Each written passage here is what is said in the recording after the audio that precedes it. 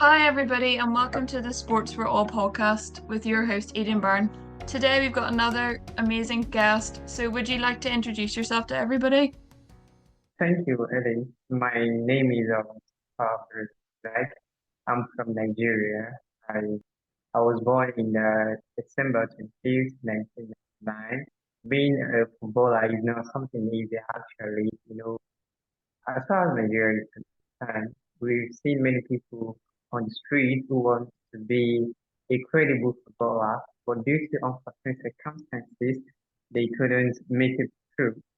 But justly, when I was a kid, I used to be a fan of, I love to play at my state league, you understand, which is, we call it FDK, you understand. We call it Kwara Football Academy, KFA, sorry, Kwara Football Academy.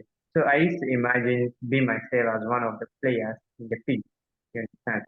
But as time goes on, I was so unfortunate, like at the age of 12, you understand, because we believe that education is the path, you understand. So going to school here in Nigeria, we normally have kindergarten, we have primary section, then secondary, then you go to university, you understand. So after my primary school, I wasn't actually a player then.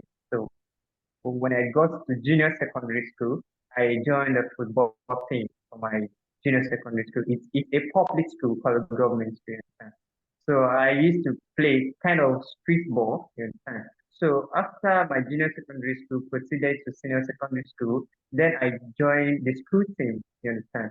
So from the school team, that's when I realized that, oh, I'm actually one of the skillful players on the field, and the coach really admired my effort and my play style. You understand? So from there, my senior secondary school, that is when the vision came, and that was around 2015. I'm right, that was around 2015. So after my senior secondary school, you understand, I was trying to be okay. How can I be a credible player? I can't just keep playing at the back of the street. You understand? So there is a famous we call it Wembley Stadium here in Nigeria, Kwara State. So we call it Wembley Stadium. So this stadium, it used to be a field of many players from the state. You understand? They used to play different teams are there. You understand? So it was from there I joined Riveted. You understand? Riveted. So when I joined Riveted, I play under my coach. His name is Adriano. You understand? So Coach Adriano is actually a very nice coach. You understand? He also he sees potential in me. That okay, you being a player is something amazing. You understand? So I kept playing. I kept playing. Then that was when I was able to get opportunity to play with KFA, Para Football Academy. And so playing with Para Football Academy is actually a promising career, you understand? Like, oh, actually, you see, football is it's more than just excitement. It's a passion. You understand? You have to be passionate. And I was so passionate that this is my calling. Then I give it all it takes that, okay, being a player, just not like that. So as my journey coming from the passion of you have to go to school, and I did go to school. Do you understand? I didn't let my passion affect my education stance. Even as I'm speaking with you, being a player at KFA, I was given an opportunity to study my undergraduate degree. And right now, I'm here in Sokoto, Usman Danfodiyo University, studying biochemistry. And at university, there is a team in university as well, isn't it? So I let my education to influence my career.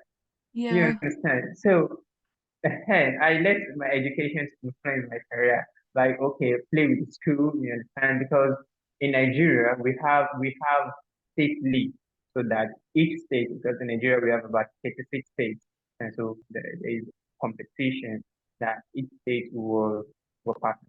case. You understand? So I see it coming to be fortunate to play in state league because there's category. Even at KSA, we have blue, we have red, we have yellow. So 13, under 13, under 18, and above. Do you understand?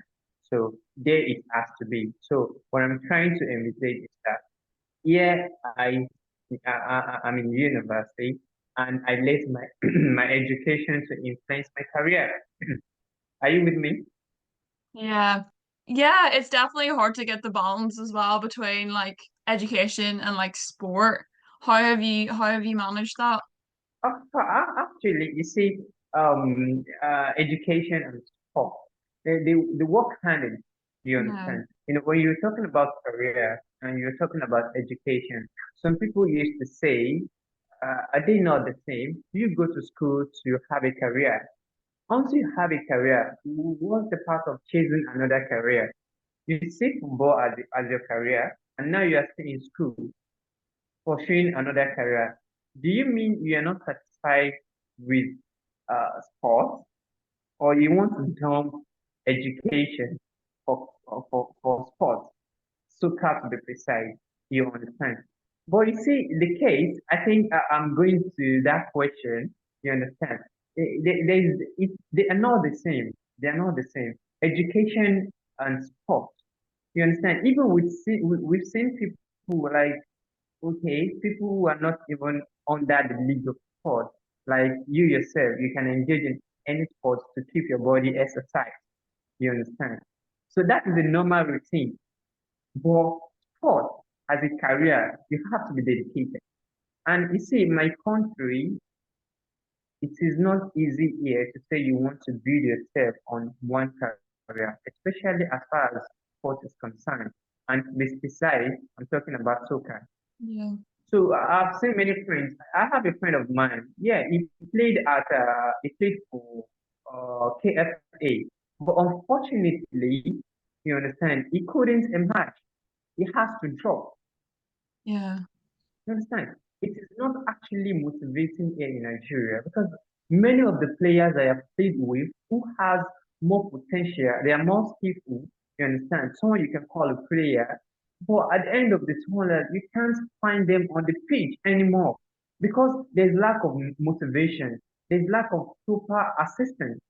You understand? So they fall off the cliff, and just like that, we couldn't hear their name. I'm well assured you have heard of many Nigerian players who have been outside Nigeria before.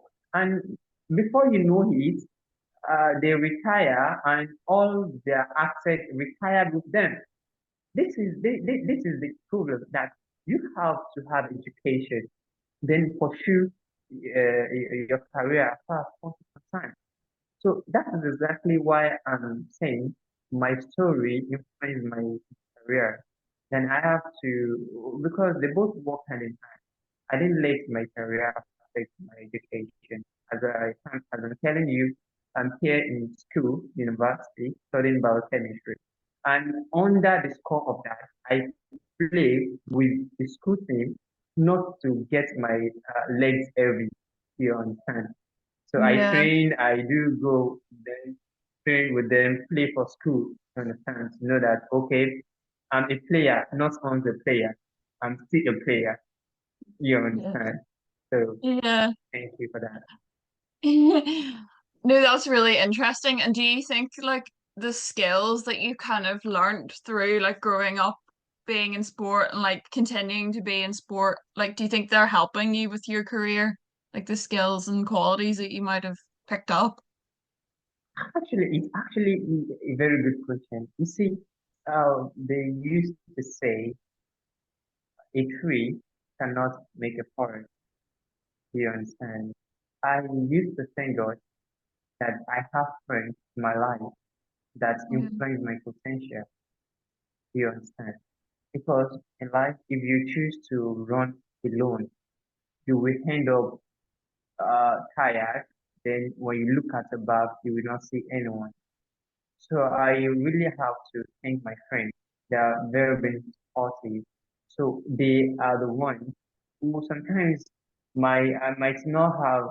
sport fair to go to training or to travel to go and play competition, you understand.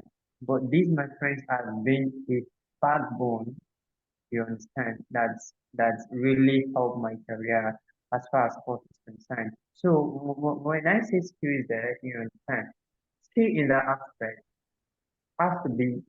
I have a brother. When we're talking about football, he understands football. He understands how everything works. Very, very, very volatile. Understand? So he has been at my guardian age there.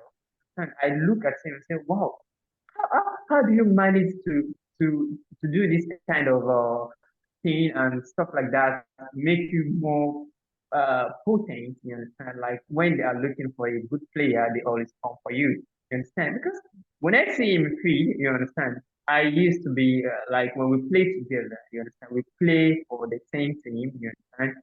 And then whenever we are mixed together, I used to be more confident in myself. It's just like Ronaldo and then William. You understand? So he used to be my he used to be my William there. You understand that? Anytime I see him on the field, you understand, I used to be more confident that okay, yeah, we are good to go. This team are not too big for us to beat. You understand? So just like my friends have been so hard. And when one of the skills I can tell is that ability to speak, to communicate. You see, illiteracy is one of the things that draw people's back of what they dreams to become. You think some people think well, sport is just for everyone. Sport is not for everyone. You understand? There are some qualities, even if you know how to play football faster than anybody, you understand?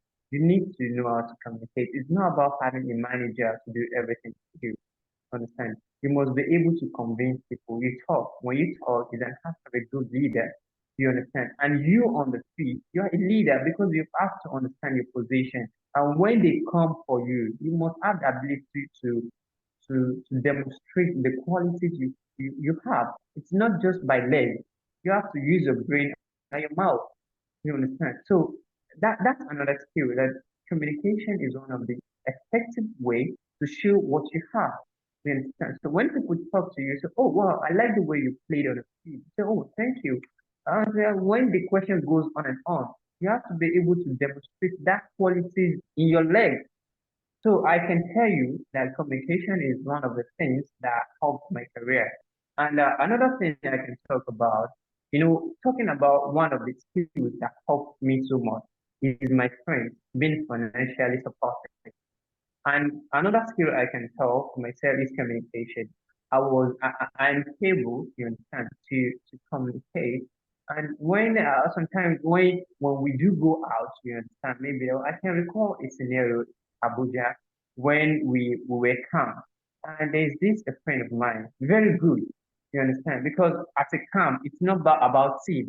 Different players from different states, you understand, we were matched together. So we go on a training. So each training, there's going to be a reduction. So as the training go on, we progress from one stage to another. So there comes a stage. They saw this guy. I think that guy is from Brazil.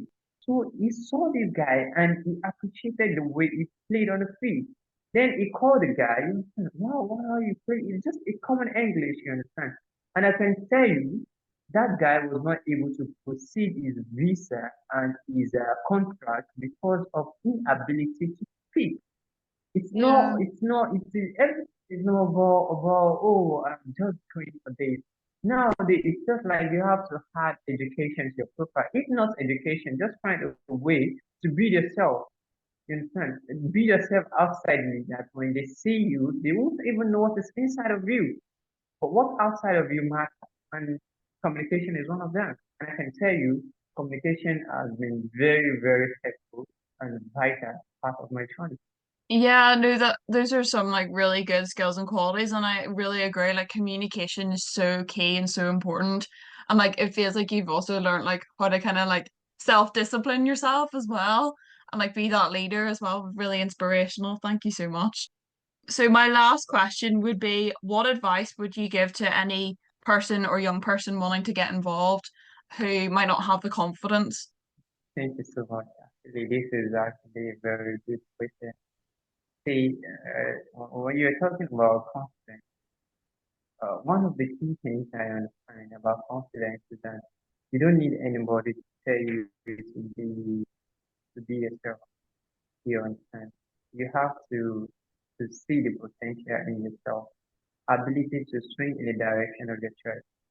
Sometimes when you are pushed to a place you don't like and you want to build confidence in that place you wish not, it's going to be a kind of heavy burden you will carry for the rest of your life.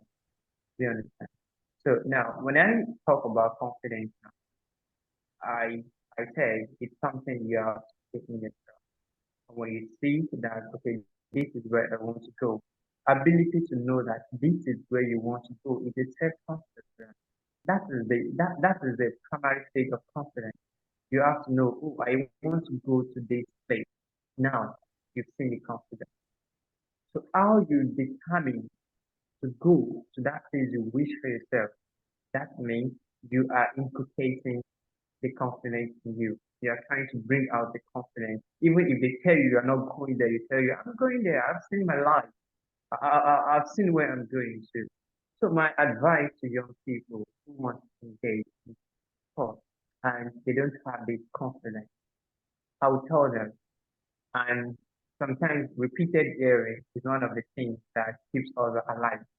People used to say it often, but sometimes you think, I don't even want to hear it. I keep hearing it. But keeping hearing that kind of statement keeps you alive.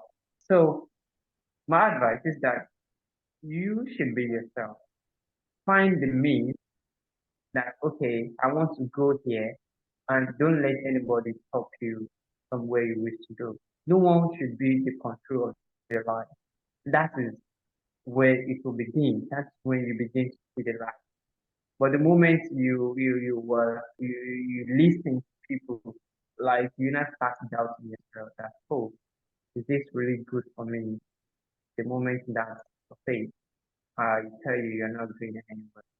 That self-confidence lives in yourself, not anybody. Even our parents, they can only guide us to where we wish to go. They cannot take the control of our life. So they are our supporter and our guidance.